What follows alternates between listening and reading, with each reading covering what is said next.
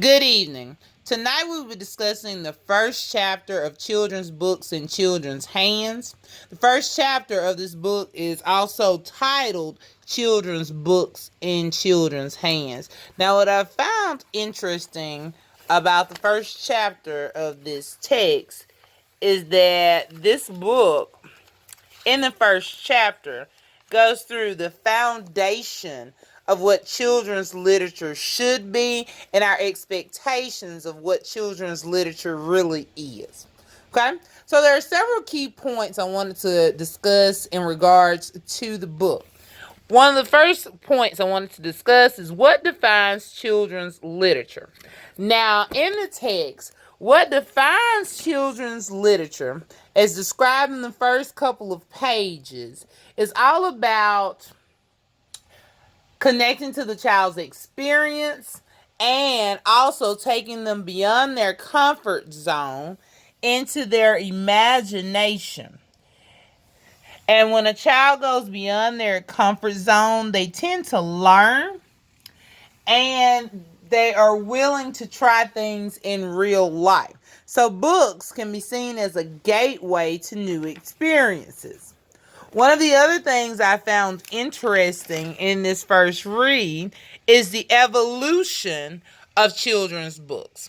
Now, when we think of children's books, most of the time we think of books with pictures, not really complex text. There are books that teach them maybe sight words or the beginning of the vocabulary. But the evolution of children's books started in a time when there were only one type of story and children were immersed into adult situations where they learned the same stories that adults were reading. So, in the evolution of children's books, we learned that some of the titles that we now teach at the higher grade levels in schools, such as Gulliver's Travels, and Robinson Crusoe, were taught to younger ages. Now, I find that interesting because those books, even at the 12th grade level, dealing with 18-year-olds today, is a difficult read.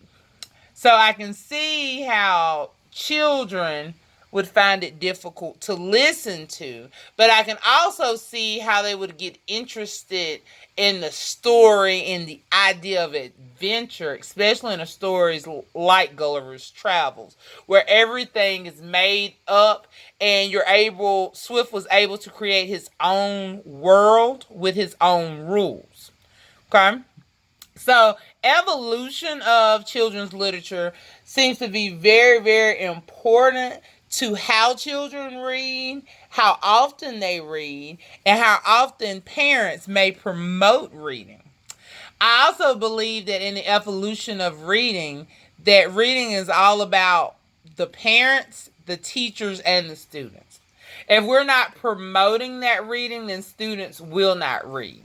So I think evolution deals more with our promoting and teaching them how to read.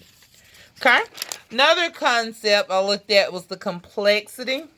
Now, we look at children's books as books that may have pictures and capture the experience, have similar experiences, but it does not mean those books are not complex.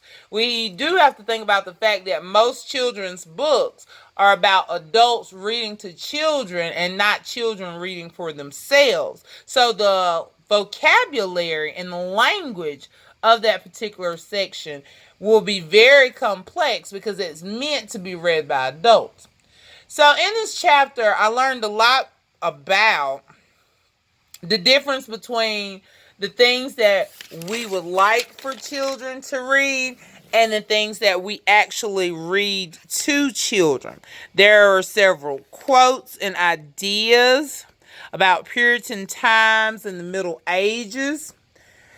But one of the issues that I feel that was most important was the qualities of outstanding children's literature. The good books expand the awareness. Good books provide an enjoyable read that doesn't overly teach or moralize. Good books tell the truth, and good books embody quality. most children are remember good books as something that connects to their experience. And I think we need to work harder at promoting books. And if we promote those books, not just the ones that they need for class, but ones that they can learn from or connect on a reality level, then we are promoting good books. Thank you.